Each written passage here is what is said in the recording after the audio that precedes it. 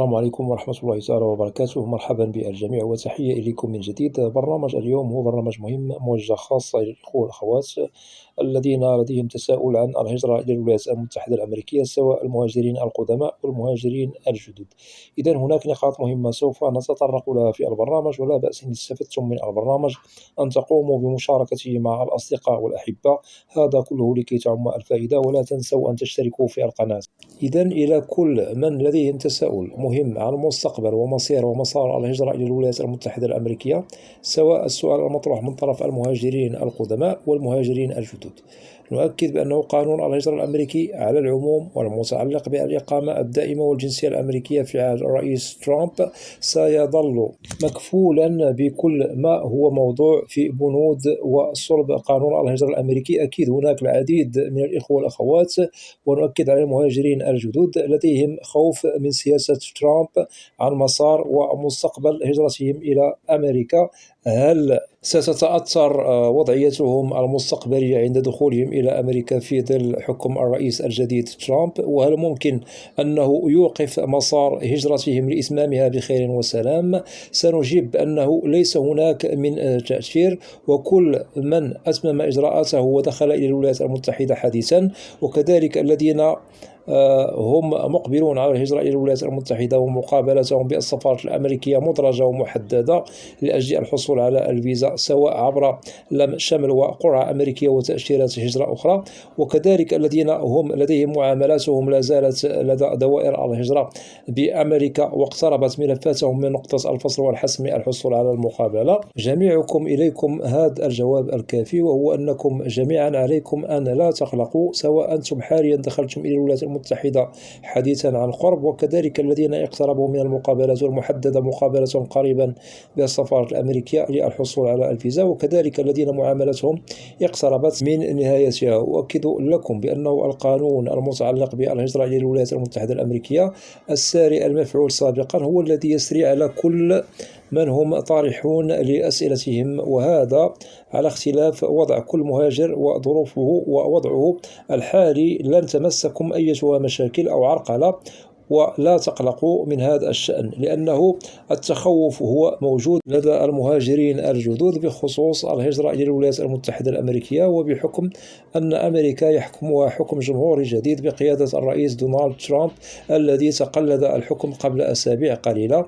لا داعي للقلق، كل من لديهم الهجرة إلى الولايات المتحدة الأمريكية إن شاء الله أموركم تمام، لا تخافوا من المقبل من الأيام والمستقبل.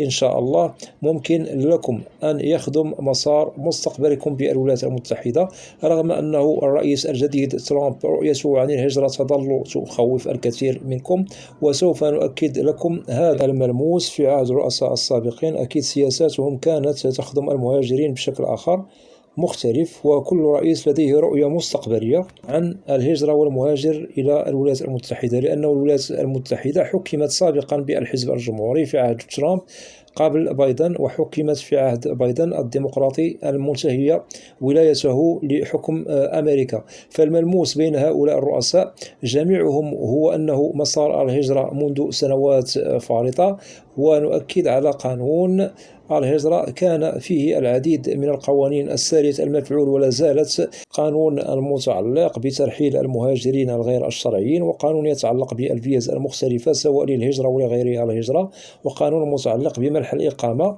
والجنسية الأمريكية، وكذلك القانون المتعلق بمنح المساعدات للمهاجر، إلى غير ذلك من القوانين المتعلقة بالهجرة والمهاجر بالولايات المتحدة الأمريكية.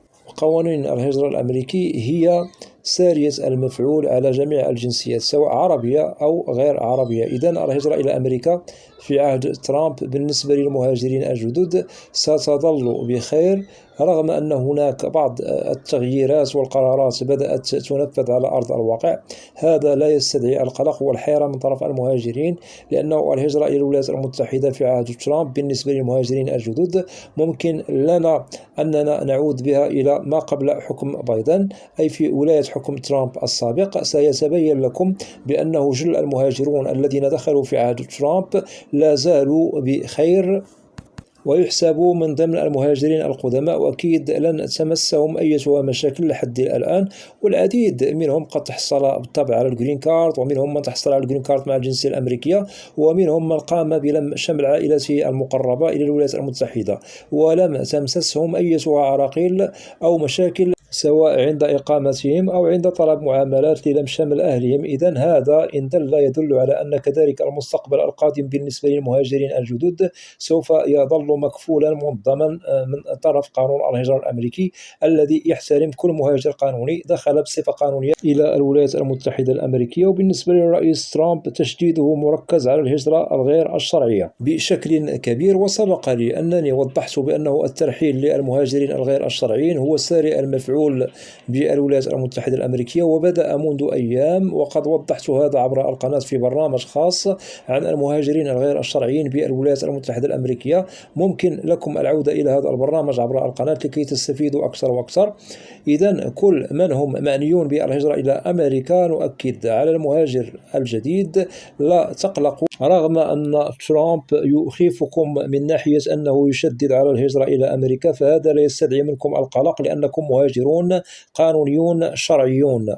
هذا للتأكيد للذين هم مهاجرون جدد. أما بالنسبة للمهاجرين القدماء فأنتم بعيدون كل البعد من أي مشاكل تصيب وضعكم القانوني كمقيمون دائمون بأمريكا، لأنه كل شيء واضح. ولمستم هذا سابقا عندما كان ترامب حاكما للولايات المتحدة الأمريكية قبل الرئيس بايدن الذي انتهت ولايته. إذن حكم ترامب لن يشكل أي مشكلا على الهجرة القانونية إلى الولايات المتحدة، ولكن سوف يشكل تشديد محكم على الهجرة الغير الشرعية. إذن بالنسبة للأولويات التي يشتغل عليها ترامب هي عن الهجرة الغير الشرعية، وهناك قرارات مهمة بدأ بتنفيذها على أرض الواقع المتعلقة بالهجرة التي أكدنا عليها وهي غير شرعية. وهذه القرارات كذلك متعلقة ببعض قوانين الهجرة القانونية، ولا زالت هذه القرارات التنفيذية في طور الاشتغال عليها لكي تنفذ على أرض الواقع. لا تستدعي منكم القلق، لأنها تغييرات بسيطة نحسبها ببعض البنود التي تتعلق بالهجرة إلى الولايات المتحدة الأمريكية، وتشمل الجنسية الأمريكية والإقامة الدائمة ولم شمل عائلي وتأشيرات أخرى مختلفة.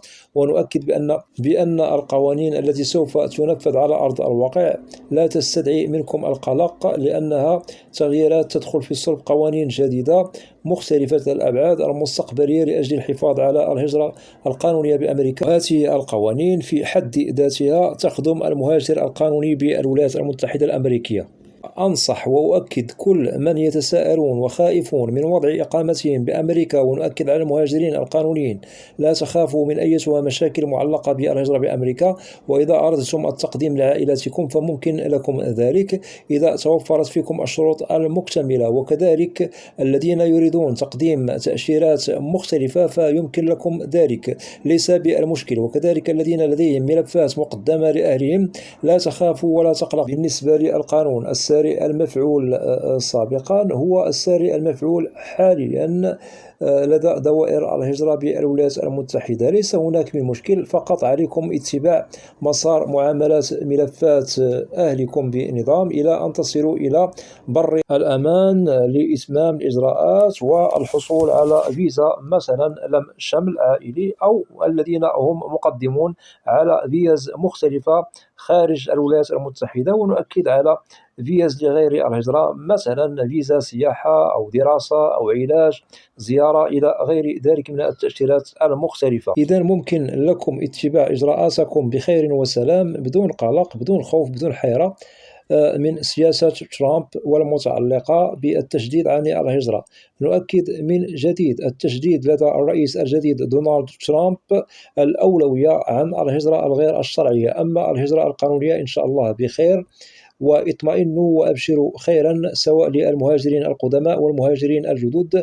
مسار ومصير الهجرة إلى الولايات المتحدة ومستقبلها إن شاء الله بخير، وسوف تظل كذلك، رغم أنه هناك تخوفات من سياسة ترامب المستقبلية عن مسار ومصير ومستقبل الهجرة إلى الولايات المتحدة الأمريكية. هنا نؤكد من جديد: لا تقلقوا ولا تخافوا من مسار هجرتكم إلى الولايات المتحدة الأمريكية، سواء كنتم مهاجرين قدماء أو جدد. هذا يعنيكم جميعا بدون استثناء، وإن شاء الله موفقين، ونتمنى لكم إقامة محترمة بالولايات المتحدة، ونتمنى للإخوة الذين هم مقبلون على الهجرة إلى الولايات المتحدة مسار موفق، وبالله التوفيق للجميع. وأتمنى من الإخوة والأخوات الذين لا زالوا لم يشتركوا في القناة، أدعوكم إلى الاشتراك في القناة وتفعيل زر الجرس ليصل إليكم كل جديد، ولا تنسوا أن تدعمونا دائما باللايك لكي نصل إلى أكبر نسبة من المشاهدة. بالنسبة للقناة محتواها كامل وشامل عن الهجرة والمهاجر إلى الولايات المتحدة الأمريكية بشكل عام وكتعريف. وإذا لديكم أسئلة